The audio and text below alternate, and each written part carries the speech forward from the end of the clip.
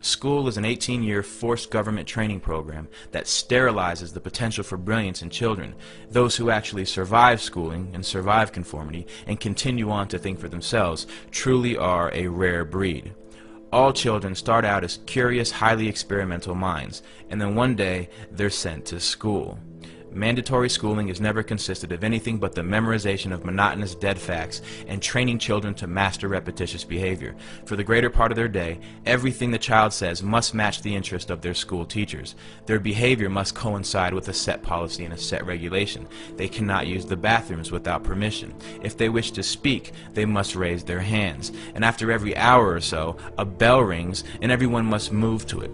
It couldn't be any more slave-like. And this type of training becomes a ritual for the child. It becomes the plot background for their television shows and books, or the ideology taught to them by a teacher or a parent.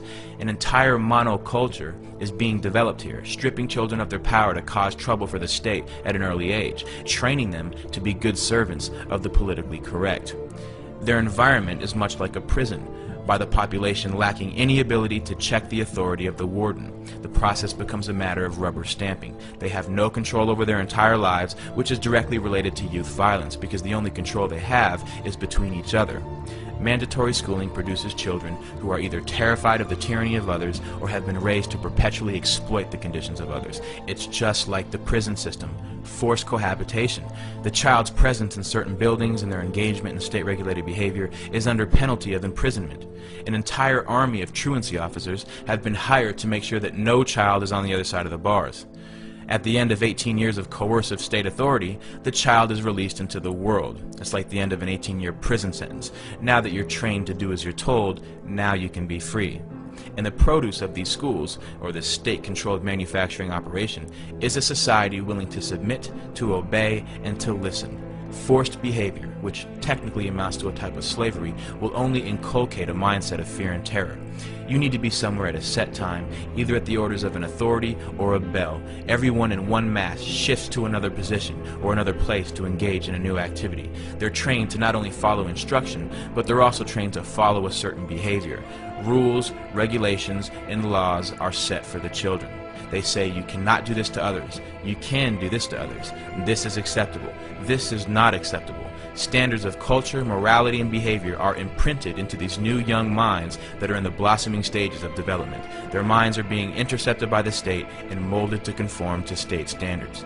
The first lesson they teach you is the orders of authority. The second lesson is to work with each other to achieve the desired ends of those in control. If a group of children are taught to engage in the same behavior regardless of what they want to do, then they will never fight back as adults. And this is your group of tenants who will live in roaches and never call the health inspector.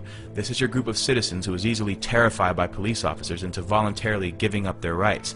This is your group of workers who surrender their lives to the corporation who tells them how to dress, how to speak, what time to wake up, which means they essentially tell you what time to go to sleep if they tell you what time to wake up. This is nothing new.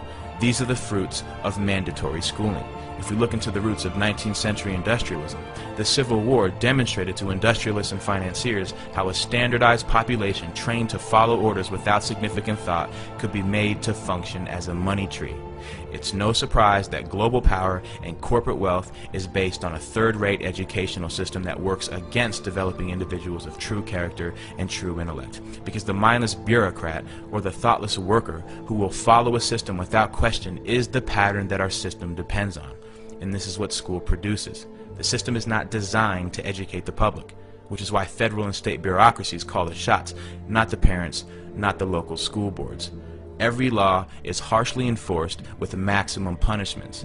The tone of a principal is much like the tone of a warden, with no check on his authority. They will always have a way of using coercive ability to enforce a standard on the population. Strict punishment awaits any kid who disobeys this ruling force, and there is no doubt that an active student body reflects positively on school administrators. It's like factory floor men. They're fulfilling their quotas to the inspecting superintendent of the local school district. This is the reality of government training. The state doesn't care if children are homeless or on the streets or suffering from malnutrition and hunger, but the second the child fails to appear in school at the scheduled time, like a court date, the police are alerted.